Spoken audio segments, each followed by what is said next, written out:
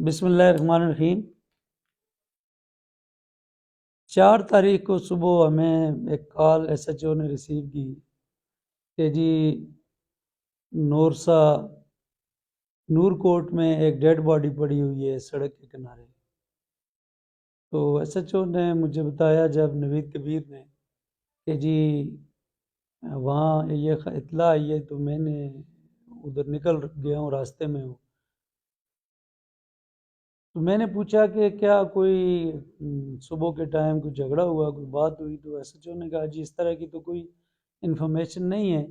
सरे दस दे यही इन्फॉर्मेशन है कि एक डेड बॉडी है जो सड़क के किनारे पड़ी हुई है। तो पहुंच के फिर मैं आपको बताता हूँ। तो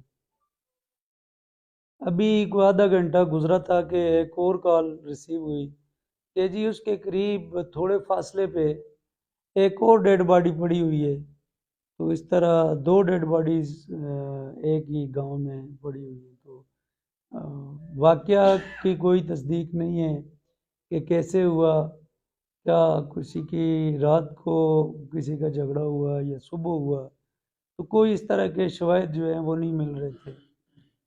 फिर मैंने फौरी तौर पे डीएसपी एजाज को बुलाया, तो इनको कहा कि आप भी फौरी तौर पे अपनी टीम को लेके वहाँ पहुँचें और जाके हालात वाक़यात पता करें कि ये वाक़या कैसे रूनुमा हो गया है और इसके वजूहात क्या हो सकती हैं।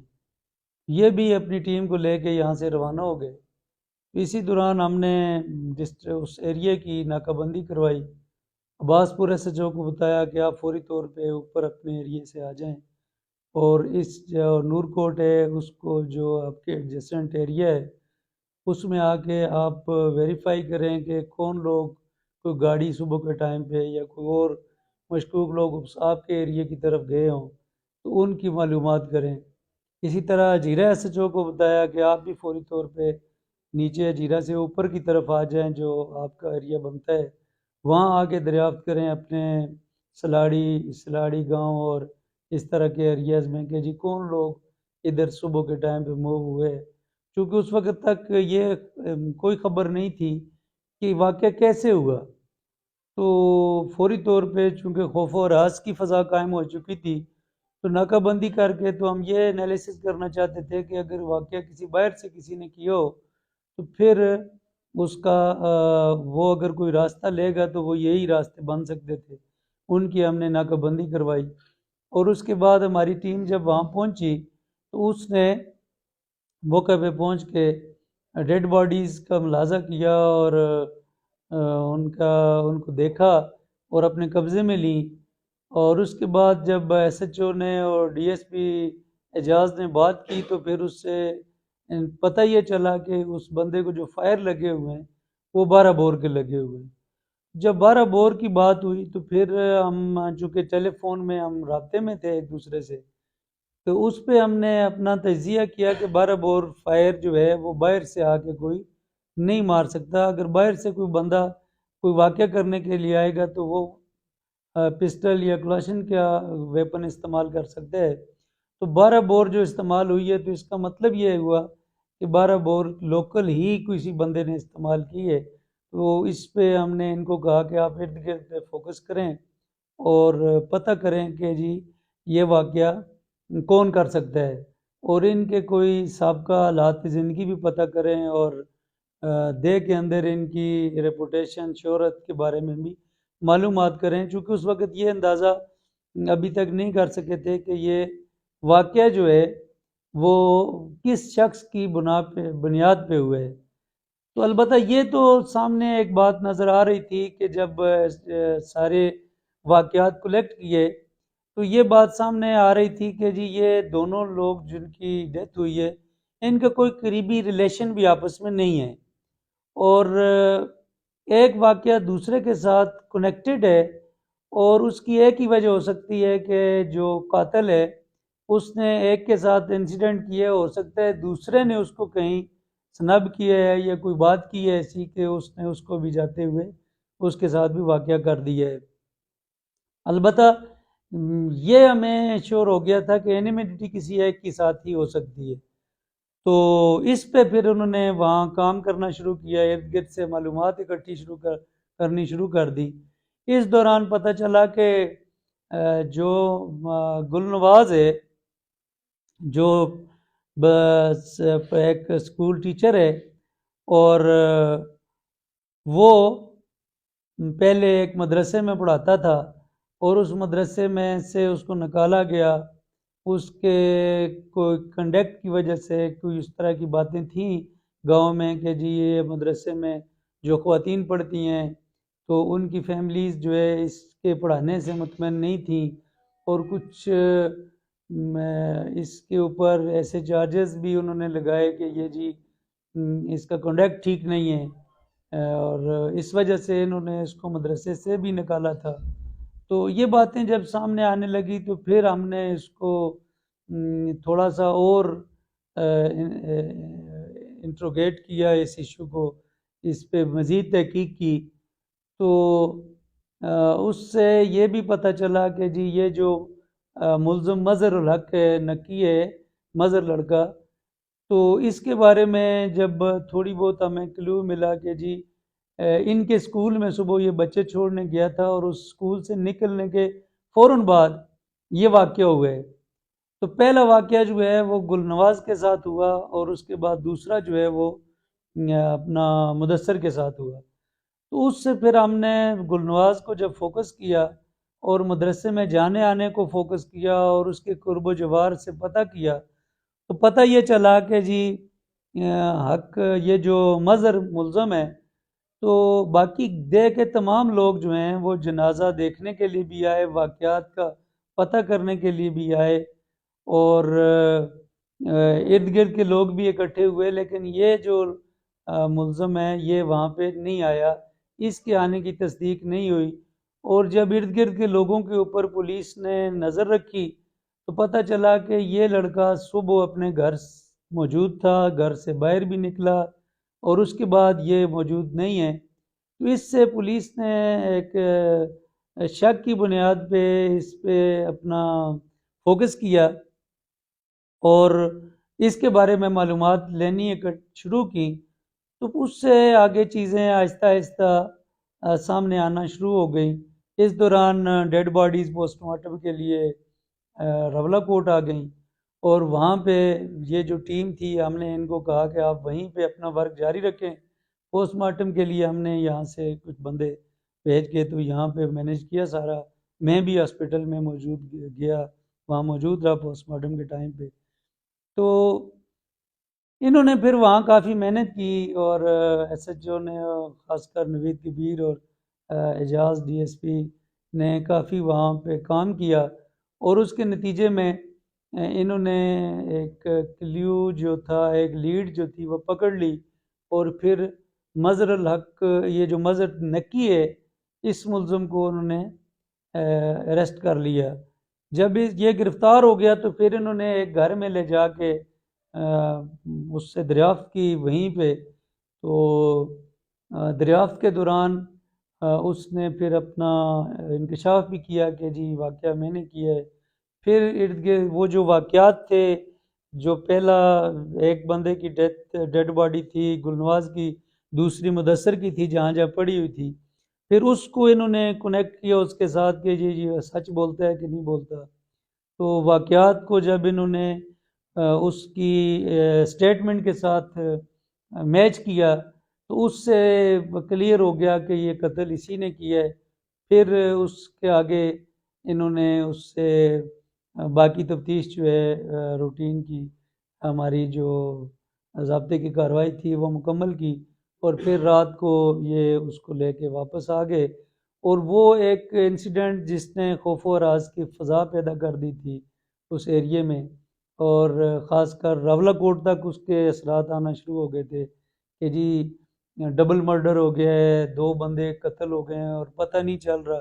कोई उसको मजहबी रंग देने के चक्कर में लग गया, कोई उसको सियासी रंग देने के चक्कर में लग गया था।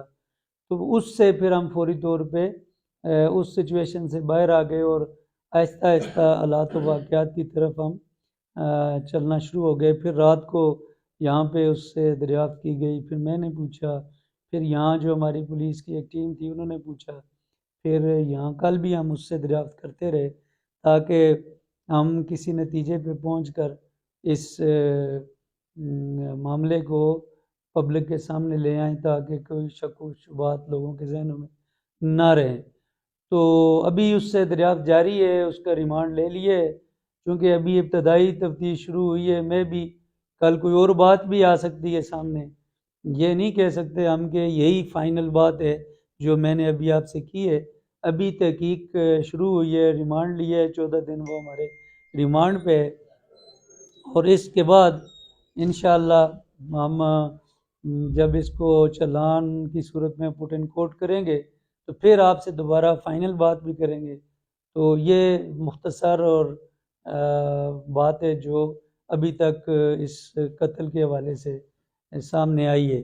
जो कत्ल की वजूहात हैं, आप अभी कह रहे होंगे कि उस पर मैंने कोई लंबी चौड़ी बात नहीं की, तो वो इसलिए कि अभी तफ्तीश जो है वो हो रही है कि उसने कत्ल करने की वजूहात क्या हैं। उसमें कुछ बातें कुछ खानगी की तरफ जाती हैं, खानगी वजूहात हैं, उसकी कुछ ख़वातीन के इश्यूज़ भी वो डिस्कस कर रहा है। तो इसलिए जब तक वो चीज़ें फ़ाइनल नहीं हो जाती तो उस वक़्त तक हम इस पे कोई फ़ाइनल बात नहीं कर सकते। तो गुलनवाज को तो उसने एनिमिटी के ऊपर कत्ल किया। दूसरा जो शख्स था जिसको उसने कत्ल किया, मुदस्सर को, उसके साथ कोई ख़ास एनिमिटी उसकी नहीं थी। लेकिन जब ये उसने वाक़या करके रास्ते से जा रहा था तो जाते हुए उस मुदस्सर ने उससे पूछा कि भाई ये फायर क्यों किया है, किसने किया है, कि तुमने क्यों किया है।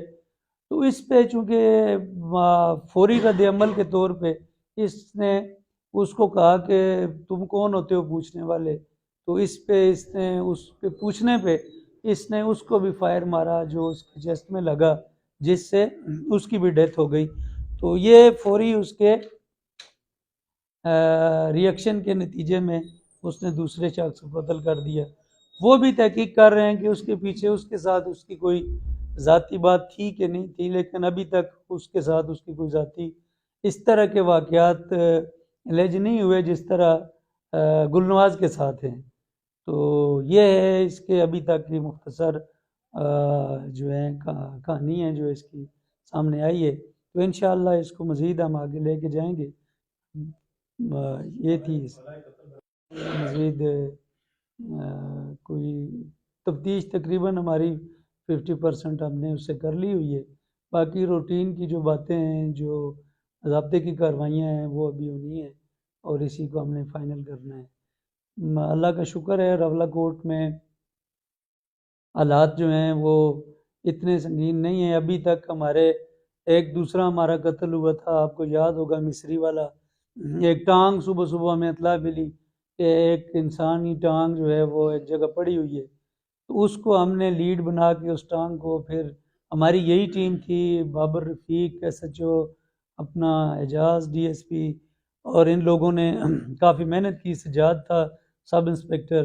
तो इन्होंने जाके फौरी तौर पे वो टांग जो है उसको कब्ज़े में लिया, फिर उस पर आगे इन्वेस्टिगेट किया इशू को, और फिर पता चला कि ये टांग उस मकतूल मिस्री की है। तो उसके फिर घर के हालात पता किए कि घर से कब गायब हुआ। फिर उसको, चूँकि उस गांव से एक ही शख्स गायब था, तो उसके बारे में मालूमात इकट्ठी की। फिर उसके बाद उसके भाई को अरेस्ट किया और फिर 2 भाई उसके अरेस्ट हो गए। वो मुकदमा हमने पुट इन कोर्ट कर दिया है, चालान उसका मुरतब करके अदालत में भेज दिया है। तो मैं चूँकि रावला कोर्ट अभी एक मैसेज भी देना चाहूँगा कि रावला कोर्ट अभी जा रहा है टूरिज़म सिटी के हवाले से, बड़ा इम्पोर्टेंट शहर बन चुके हैं आज़ाद कश्मीर का।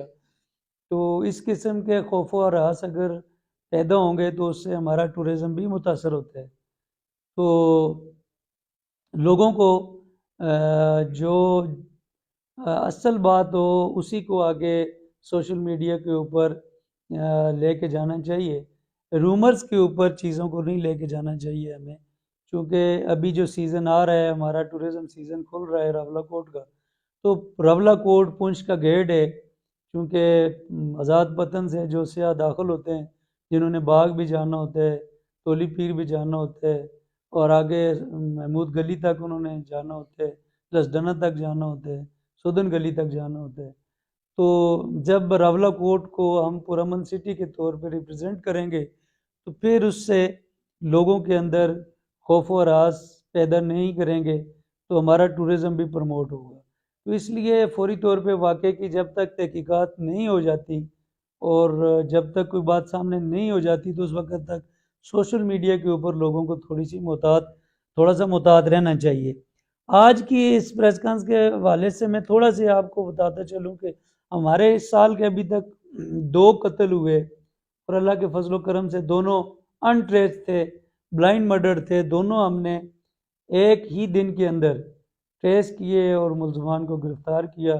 ये मैं समझता हूँ मेरी टीम के लिए बहुत बड़ा इनके मुबारकबाद के मुस्तहिक हैं नवीद कबीर, एजाज और बाबर रफ़ीक और बाकी भी हमारे डिस्ट्रिक्ट की पुलिस पूरी रावलाकोट की काफ़ी मेहनती लोग हैं। SHO सारे ज़िम्मेदार हैं, चौकी अफसरान ज़िम्मेदार हैं और इंतहाई ज़िम्मेदारी से काम करते हैं और मैं उन पे बड़ा फ़ख्र करता हूँ।